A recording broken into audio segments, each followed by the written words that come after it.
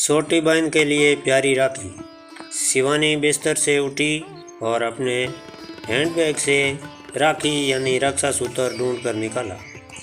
फिर छोटी बहन से कहा, मैं तुम्हारे लिए कुछ लाई हूँ।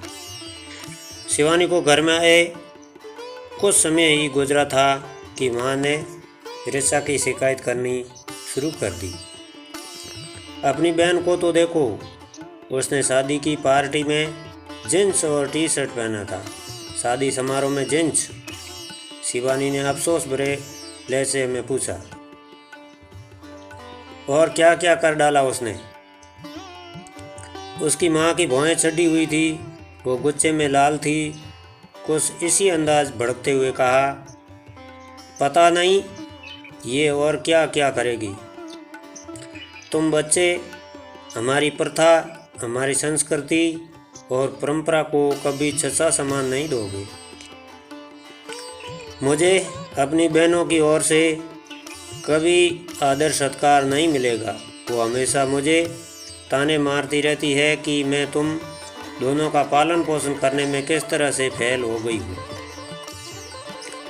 माँ, आपको नहीं लगता कि इस बारे में बात करें तो अच्छा रहेगा? शिवानी बोली। मैं थक गई हूँ, ये कहते हुए तेजी से अपने कमरे की ओर चली गई। उसने अपने कमरे के दरवाजे को धकेलकर खोलने की कोशिश की। अंदर रसा थी। उसने कमरे का दरवाज़ा बंद किया हुआ था। शिवानी ने एक खास अंदाज में दरवाज़ा खटखटाया। उन दोनों के बीच में यह दरवाज़ा खुलवाने का एक सीक्रेट था। सटकनी खुलने की आवाज़ के साथ ही दरवाज़ा खुला और उसकी बहन ने उसे अंदर आने दिया। अंदर घुसने के बाद दरवाज़ा बंद करते हुए शिवानी ने उसे सिड़ाते हुए पूछा, रूठी हुई हो, गुस्सा हो? उसके सवाल के जवाब में ऋचा ने अपना चेहरा तकिए से छुपाते हुए बिस्तर की ओर मुंह फेर लिया, मानो इस सवाल का जवाब ही ना देना चाहती हो। शिवानी ऋचा के पास ही बिस्तर पर लेट गई और लंबी सांस लेते हुए उसने पूछा, क्या तुम बाहर जाकर कुछ खाना चाहती हो? तुम मेरे फ़ोन पर रजत का कॉल ब्लॉक करने के बारे में मुझे सब कुछ बता सकती हो? ऋचा ने तकिए के नीचे से ही झांका और कहा, आपने ही तो बताया था कि आपने रजत से कहा था कि आपको अकेला छोड़ दें। वह फिर भी आपको तंग कर रहा है और आपने मुझसे कहा था कि आपको कॉल्स ब्लॉक करनी नहीं आती है, तो मैंने आपके लिए उसकी कॉल ब्लॉक कर दी। मैंने ये तो नहीं कहा कि मैं नाराज़ हूँ। थैंक्स।